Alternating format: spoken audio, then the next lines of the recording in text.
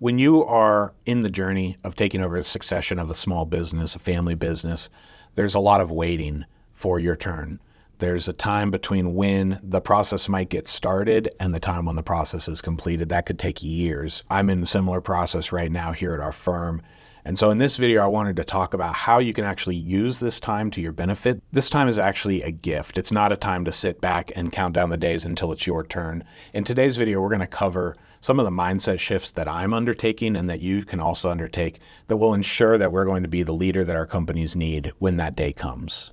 So the first mindset shift that I've written down that you need to take in order to move from the position of employee to employer in your business is going to be strategic thinking, seeing the bigger picture of the company. Up to this date, you've probably been a very proficient technical worker. You probably know your job really well. There might be some other areas of the company that you've been let in on, but to run a company, you need to know the overall picture of where the company is going. This is strategic thinking. Prior to coming to this firm, I actually had my own company, and I had an employee at one time, and it was hard for me to make decisions that were in the best interest of the company because I still was thinking about where should we take the company. I had a lot of different interests, and so it was very easy to shift the entire company towards anything that was piquing my interest at any given time, rather than think strategically of now I'm responsible for someone else and I need to make decisions that make sense for the entire company, not just make sense for my career. And so this is a time to develop that strategic thinking, to gain insight into the other aspects of the business, how your decisions are going to affect other departments, other overhead, admin, sales. The biggest shift I think that a employee needs to make to become an employer is if you are the owner of a company, you are no longer the rock star that company rotates around like you could be if you were a key employee. You are going to be best as an owner of a business when you have rock stars working for you, when you have amazing people working for you and you are enabling them to do their best work.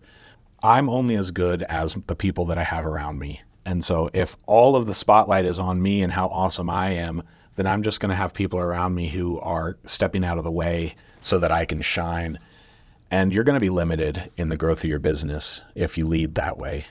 The next shift you need to make as an owner in a business is nailing down and making decisions based off of who we are, who we serve, what kind of work we do, how is that work delivered, what are some opportunities that we can take to run experiments, to try new things. What brought your predecessor to this point is not going to be what's going to lead you to success in the long term. Running a business requires you to become entrepreneurial. Very few businesses are the same today as they were 30 years ago.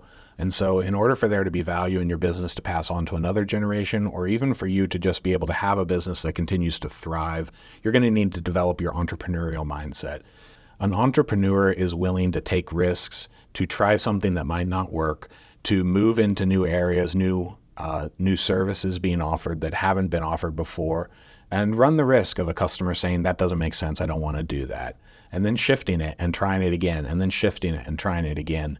And so this is an opportunity now in this waiting period to flex that entrepreneurial muscle, to try some low-risk experiments, to try some new things while you still have your predecessor there, while you still are running the company together, stepping into that role. This is going to be your chance, kind of like safety wheels, to try new things and develop this entrepreneurial mindset. That leads me into the next mindset shift. So we've talked about thinking of the company before thinking of yourself, and we've talked about seeing yourself as an experimenter, as somebody in a laboratory, shifting this company to adapt. The next phase is going to be leading people who are not that way. This is really a leadership mindset. You are mentoring and engaging with employees who are not going to be as bought in as you are. They don't have the same responsibilities. They don't have the same drive that you have. You're going to have employees that like the fact that they can clock out after 8 hours or 5 o'clock and they can walk away and they can not think about the business again. You are going to be leading people that are at various levels of engagement. You're also probably going to be working with people who've been in the profession longer than you have. That's certainly been my experience when I started here at GW, is I was interacting with and then ultimately leading people who'd been in the tax profession longer than I've been alive. That takes empathy to understand where they're coming from, and it also takes determination. When you have said this is the way we're going and they push back on that, you have to be confident in the decisions that you've made. Not foolhardy, not I don't listen to anyone's opinion because nobody knows as best as I do, but ultimately, again, taking responsibility for that means, okay, I understand where you're coming from, but this is the decision that's best for the company, and this is why we are moving forward with that. The last mindset shift that you're going to have to take within the business is to understand the finances of a business. Now, I'm a CPA. I love this part. I know most business owners don't get as excited about this as I do, but you need to shift to understand basic financial principles within a business. Up to this point as an employee, you've probably only had contact with one or two aspects of the financial statements of a business, possibly the revenue side or the delivery side, the gross profit side. But now you're going to have to start to understand how the business as a whole operates. What's its cash cycle look like? How does that interact with your business cycle or your seasonality of your business? If we've made sales but customers aren't paying, how do we actually cut down the time between the sales delivery and the receipt of payment? So these are some fundamental financial principles you're going to want to understand as a business owner. Your taxes are also going to change. Your taxes are no longer going to be paid through a W-2 and federal and state withholding. You're most likely going to have self-employment taxes when you become a business owner. Now that's going to depend on the type of entity you have. But you're going to move from having taxes withheld from your paycheck every 2 weeks or every month, whatever the case might be, to having to save that money and pay it into the government quarterly. One of the downfalls, I think, of small business succession is that there's a lot of stuff held close to the vest. Not so much in family business, though sometimes it can be. But if there's not a direct familial relationship there, sometimes a owner or a predecessor might not want to let you in too much on the financial details of the business because they're trying to put themselves in a better position for a future valuation. You really have to insist to get exposed to as much as you can before you're in the driver's seat. And another way that you can do this is to find peers that are at various stages of this as well and start to talk to other business owners. Now, there's a lot of tax advice out there. Some of it does not apply to your business, but you're always going to have a friend who says, well, my tax guy lets me do this. That doesn't necessarily mean that it's legal. It doesn't necessarily mean they have a quality tax guy. But you still should be talking to your peers, gaining an understanding of the financial needs of a business, and then seeking out those professionals that are going to be able to help you as well.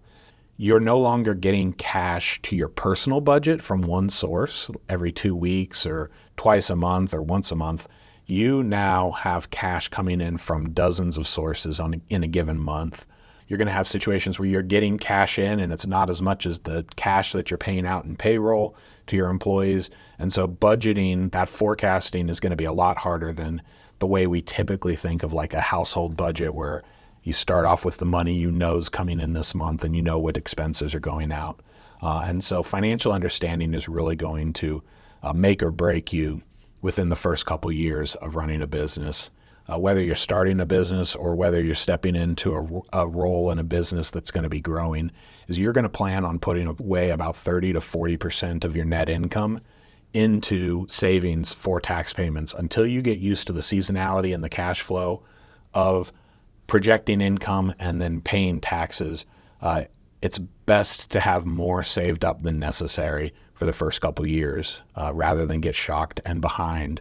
That's for another video. I do have a video covering taxes for new LLC owners. If you want to watch that one, I recommend it. Linked right up there. But financial mindset, it's a shift. It's going to take a couple years for you to get used to it.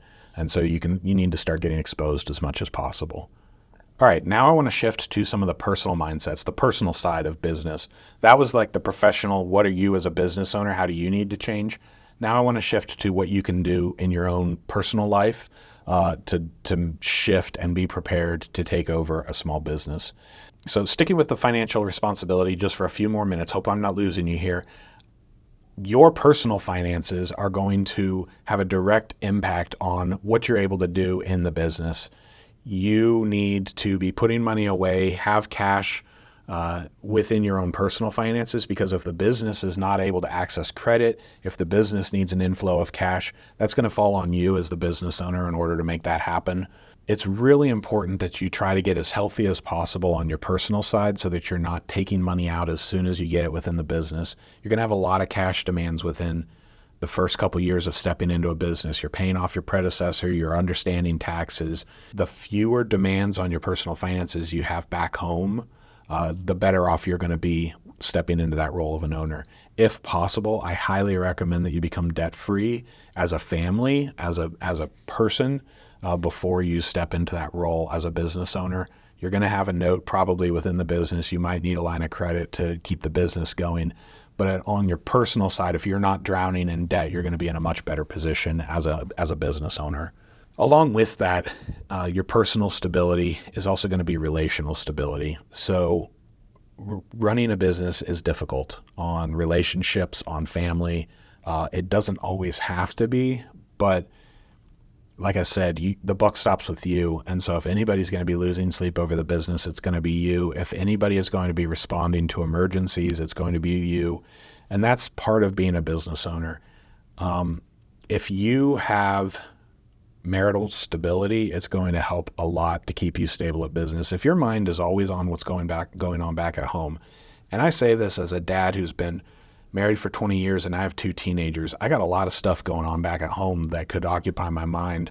But if I'm not able to focus on my business because I've got fires that need to be put out back home, that's just going to take away the attention, take away the focus from what I can do during the week while I should be building this company, thinking strategically for all my team.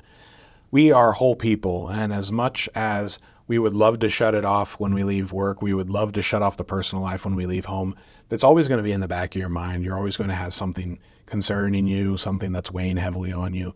The more you can do to strengthen up the other aspects of your life, the more you're going to be able to bring to your work and bring to your employees, who are going to bring their own problems into the workplace too, and you're going to need to solve them. So that brings me to my last mindset shift on the personal side, and that's resilience. You are going to get beat up. As a business owner, you're going to be told no by customers. You're going to be told no by the deal that you were sure was going to go through. You're going to have a great employee that you invest a lot of time and energy into, and then they come to you one day and they say they accepted another job for, 40% more than you were able to pay them. This is going to happen to you as a business owner. You are going to need to be patient because not all the changes you want to make are going to be immediate changes. You are going to need tough skin to stand your ground, to know what you believe and why you believe it within your business, why you make the decisions that you make. The top is kind of lonely. I would recommend finding a peer group, other business owners, 2 or 3 even, that are in similar stages that you are, just so you can talk through the issues that you have, bounce ideas off of them. That's going to be very beneficial to helping you feel like you're not alone running this business. If you are blessed enough to have a partner within the company, I have a partner here. We are running this company together for the next 7 years until she retires. So we've got about 10 years of overlap. That is huge because on the days when I'm down, she's up. When she's down, I'm up.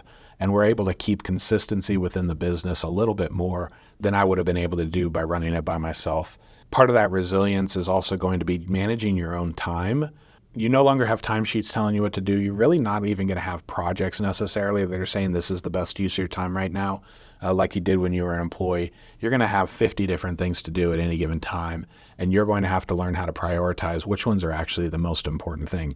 If this video has resonated with you, please go ahead and like this video just so that I know this is the kind of content that you enjoy, and go ahead and share it with somebody else if you would. This channel is 100% focused on succession planning, and so if you like this video, you're probably going to like some of the other videos that we've got coming up, all about equipping you to become the leader that your company needs. Thanks for watching, and I will see you on the next one.